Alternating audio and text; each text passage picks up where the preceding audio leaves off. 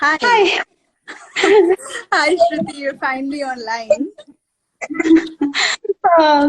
Let me introduce to you architect Amrutha Kishor. Uh, she's the founder of Elemental architecture practice that revolves around sustainable design and urban planning. She's a RIBA-nominated architect, and she believes in the concept of critical regionalism, a concept we shall explore today. After graduating from NIT Calicut, she went ahead to pursue her master's in architecture design from University of Nottingham. So happy to have you with us today, Amrutha. Thank you, Shruthi. Thank you.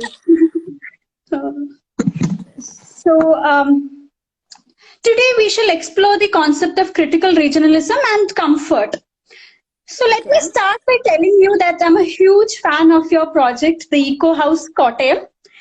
And to all the viewers, if you have not checked out the project already, right after this live, please Google Eco House Kottayam right away.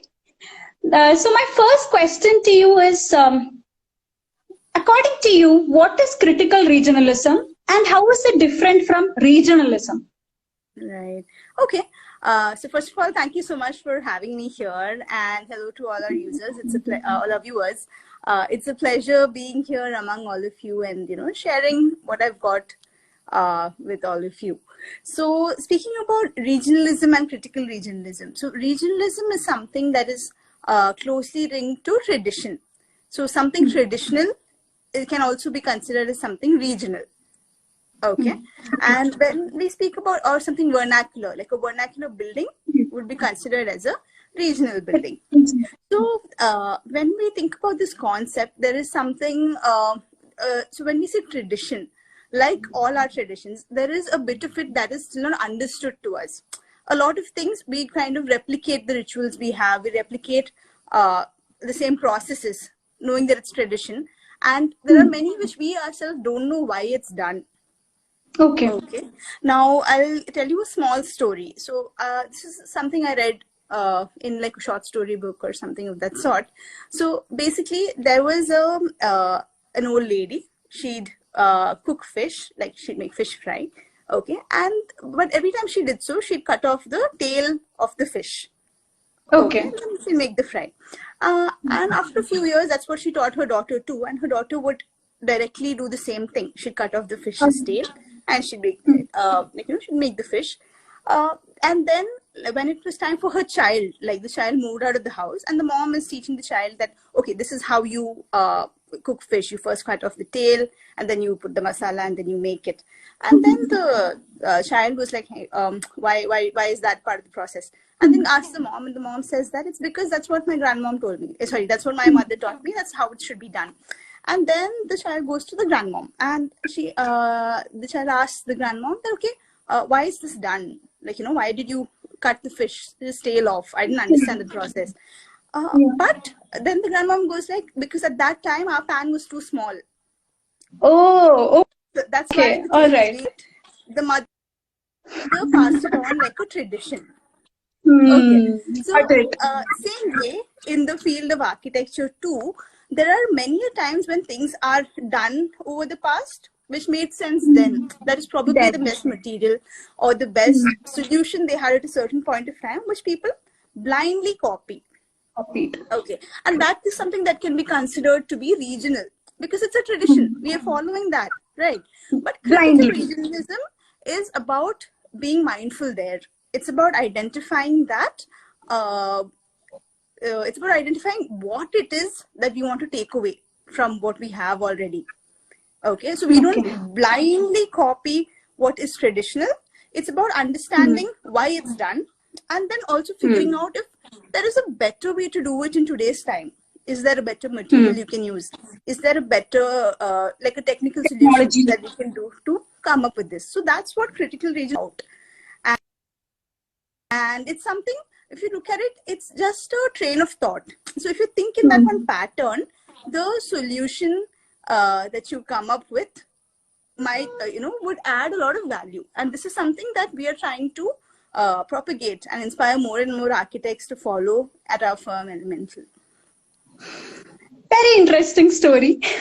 So adding on, often when people talk about sustainable architecture, you know, most of the design parameters are implemented towards the final stage. For example, to make the building so-called green, solar roofs are installed, green roofs are installed. But that's not the right way to go about it. You know, if a building has to be sustainable, you have to integrate these passive and active design features right from the initial stage. Right. So I'm very curious to know what is your approach and what are your first thoughts when you get a new project and you're at a project site? What are your thoughts? Okay. Like you rightly said, like sustainability is not something you add at the end. It's something you need to think about right from the beginning. And it's all about envisioning your final product. Like, for example, like when we speak about sustainability, the common way people describe it is things like solar roofs, rainwater harvesting, which are all definitely important. But there is an important angle to it, which is actually the figuring out what nature has to offer and taking it in. Creating energy efficient buildings. That is the most important thing. So how we tackle any new project is once we go on site, like in architecture school, many of us were taught that you first do site analysis. Okay. But I feel the thing is, even like as when I was a student myself, many times I didn't get the point of it.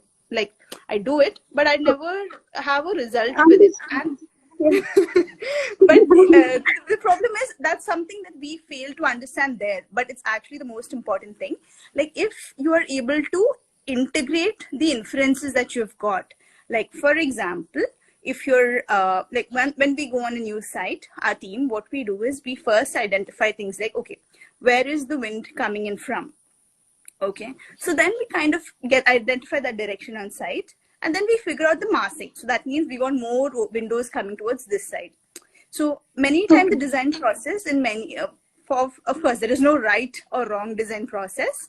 But many times what happens is people first do the zoning, they make plans, and then they figure out how they want the building to look. But for us, it's more of we work on the volume first. And it's always done in such a way that, okay, now we figure out this is how the sun would look like it's moving on site.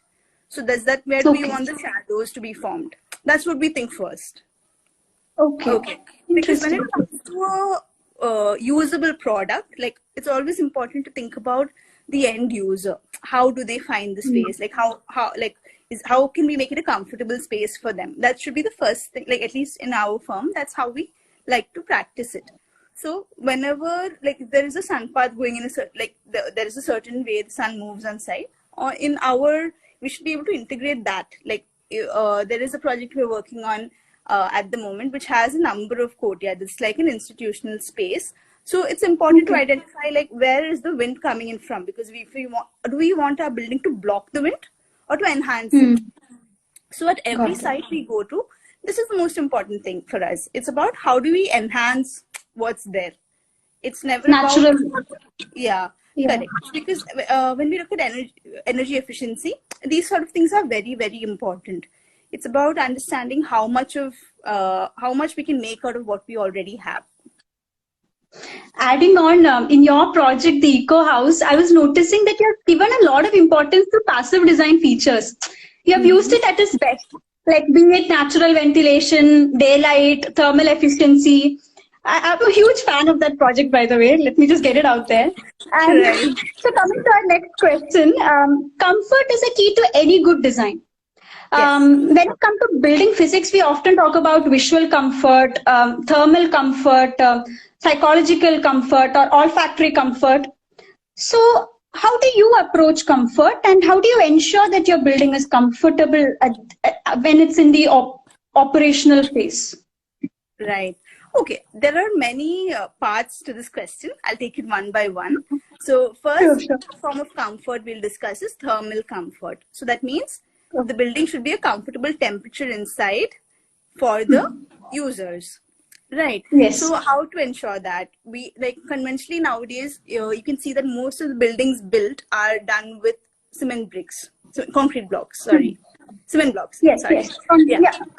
Correct. So what happens is that in a place like Kerala, where it's already tropical and it's really hot, having a material such as that would only add to the heat inside the building, right? So this is something to be mindful about right from the beginning. So using the right materials and so on can give the right sort of thermal comfort, giving the right amount of ventilation. Like when we don't have enough ventilation in a room, people would feel suffocated. They would feel, that itself, if you're sitting in a workspace, it's too cold, there's too much AC. There are many offices which are cooled beyond what is required. So all of these are things that affect the productivity of a person using a space. Right. Very true. All of these have to be thought about, and depending on the activity that has got to happen in a place. Like suppose it's a dance studio. We know that it has to be well ventilated because people are sweating. If it's a gym space, there's a lot of heat coming out of the users by themselves. Metabolism is high. Exactly. So it's important to ensure that the space is designed as such that they can hold it properly. Okay. Then thinking about things like we spoke about thermal comfort, then visual comfort. It's important to see that there is the right amount of daylighting, because in a lot of projects what happens is that there's a lot of energy being spent on lighting up the space, and sometimes it's even done in such a way that it's lit beyond what is required. True. So there should be like a balance, and it's only about the designers being mindful of these things, because it's not something that we are trained to do in our initial days. It's only once the people have this thought in their mind that they're able to bring it up. Then another form of comfort which has to be addressed is things like claustrophobia. Like when we get into a lift and there are too many people inside, you feel uncomfortable. So there are some basic rules to this. So if it's a classroom, how much space do we need? It's something to really calculate out. And it's something even before drawing out the layout of the space, it's important to process these. Right. And another thing that we do as a firm is that before we start any project, we give out questionnaires to the clients to sort of understand what is comfort to them. Because that's something to remember too, because what might be comfortable for you might not be what I prefer. So it's again like to be mindful of these things, like think about the person who's going to be using the space. I believe that would be the most important thing. Like for example, if it's a bedroom, there are some people who can't sleep with any light. Right. In countries abroad, there are most of the spaces, because there is daylight throughout the day during the summers, throughout the night too during the summers, they have these light blocking curtains. So that's something that adds comfort there. But maybe a person in Kerala, that wouldn't be something that they are too bothered about. But again, it's really about understanding your client and, being sensitive to what matters to them. It's a huge takeaway, actually, being mindful about the end user, A very valid point. I would also like to ask you this question, because often when we implement these passive design or environmental parameters in a building design, the direct impact you see is that the energy bill goes down, because you don't have to use the air conditioning as much. You don't have to switch on the artificial light in the, in morning, or daylight time. So Amrutha, has any of your clients, once they got their electricity bill, given you a small thank you note? Hi, thank you. My bill came so low. Right. So, to be honest, the only project that is completed by Elemental is Eco House, right? A lot of the projects are currently under construction.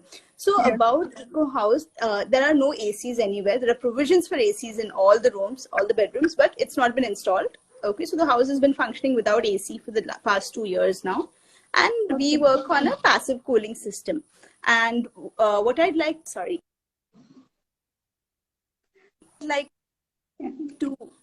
let you know is that usually in homes with an AC, if it's working every day, the bill would come up till like at minimum 7,000 rupees. Whereas for the Eco House, it has never crossed 3,000 rupees. So that by itself is saying something. Like if you look at, for example, like a conversation I had with a client recently, they were interested in thinking about, okay, why are we using earth-based bricks?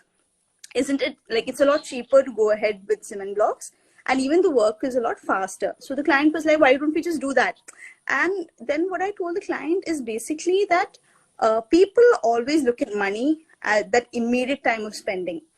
They are not really being mindful about their spending over time. So if you build with, like, let's say an extra 10% of concrete bricks at this point, okay, and if you compare that 10% to your electricity bill over the next 50 years and the inflation rate over the next 50 years, that's going to go up by a lot. But unfortunately, that is a common problem we experience. And it's so surprising to see that people don't realize that, because they look at that initial lump of money and they're like, okay, yeah, that's how we do it. It's not about your, you know, the time over time, how do you use the space? It's not something that people often think about. I'm sure our viewers today got a glimpse of what sustainable architecture feels like. Moving on to a more fun question, who is your inspiration in this field of critical regionalism? I believe that would be Geoffrey Bawa. Geoffrey Bawa, for those who are not familiar, is a Sri Lankan architect. Designed a lot of very beautiful buildings, homes, resorts, a lot of institutions in Sri Lanka. So what I like the most is, now Sri Lanka for me, like, I related to Kerala because the climate is quite similar. And what I noticed in all of Geoffrey Bawa's projects is that it's so lush. Like, I can imagine being in that space and feeling relaxed.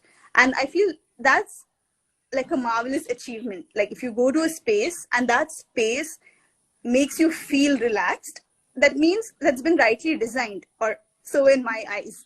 So I really love how it looks, and it's all very airy, very green, a lot of spaces to, you know, really, like, it's like it feels like a holiday, that whole space. So Geoffrey Bawa would be my biggest inspiration. And another architect I've been following over the last 5 years is Francis Kehre. Recently, Francis Kehre was also awarded the Pritzker Prize this year. So what I found impressive was that, so it's my dream to work on on institutional buildings. And there are some projects by Francis Kehre. Basically, what they've done is they've built with the community. Okay, so it's like I'm not sure which country, it's in one of the African countries.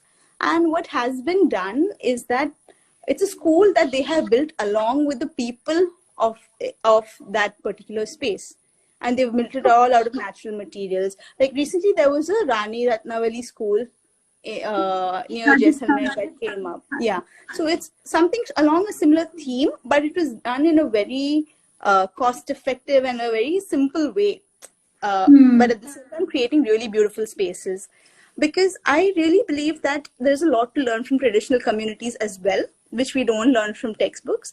And when it comes to critical regionalism, all our answers are there, actually, that for us to really pick up and, you know, work out things. So I hope to do projects like that in the future. I don't know how it's going to play out. I'm looking forward to those projects. Yeah, like, so yes, they are my inspiration. Let me tell you, look, to the viewers, let me tell you this. Amrutha is my senior from NIT Calicut, and she was one of the first person I reached out to when I started my own sustainability practice, N0 Solutions. So this session is very special and dear to me. And Amrutha, you are an inspiration to a lot of aspiring architects, especially women. And before we conclude this session, one golden piece of advice to all the aspiring entrepreneurs in the field of architecture design, please. I think it's very important to find your narrative. Like, what is it that you stand for? Like, your work has to tell a story. And it's about identifying what are those things that really, that you are interested in propagating. Okay, like, it has been climate responsive design for me. Recently, I came across these group of architecture graduates who are putting together pieces of furniture from plastic. They're recycling plastic to do it. And I found that really interesting. So I think what the girls have got right is that they have identified what they are, what is it that they stand for. So I believe that's very important. And even in terms of finding the clients, it's important. Like if there is something that you stand for, like it might be that, okay, you are into 3D printed buildings, or maybe you are into buildings which are maybe parametric in nature. It's important to identify what is your niche, and then I believe your work would also become a bit easier, because the people who are interested in the same things would come to you, right? So that is something that I think everyone, like, take time off, take a year to think, but do that, because I feel that's very important. Like, find your narrative and stick to it, and tell your own story, and yeah, you're sure to get inspired. Thank you so much, Amrita. To all the viewers, we can take one quick question if that's okay with you. I'm ready. So Naufil Ika here asks this question: is it economically viable to build 100% sustainable building? So first of all, it's important to note that 100% sustainable is a myth. There is nothing that is 100% sustainable. Okay, it's only about if you want to make it economic and sustainable. So we can't say that something economic is sustainable. Something economic can be sustainable and can also not be sustainable. It's only about identifying how to make it sustainable. Like I said, if you use passive solutions, if you're using the right sort of materials, like, there is a reason why each of these is done. Now, for example, if it's like the example of bricks that I gave, people can say that cement blocks are the more economic option, but it's not actually, because if you look at the lifetime cost, it's not, right? So it's all about perspective. And again, there's nothing that is 100% sustainable. There's only a degree to which you can reach. So even for, let's say, the green building systems, there are points that you can obtain, and it's only about the fact that you've thought of these points. So it's a bit more sustainable than the other, but there is no ultimate perfect building of that sort.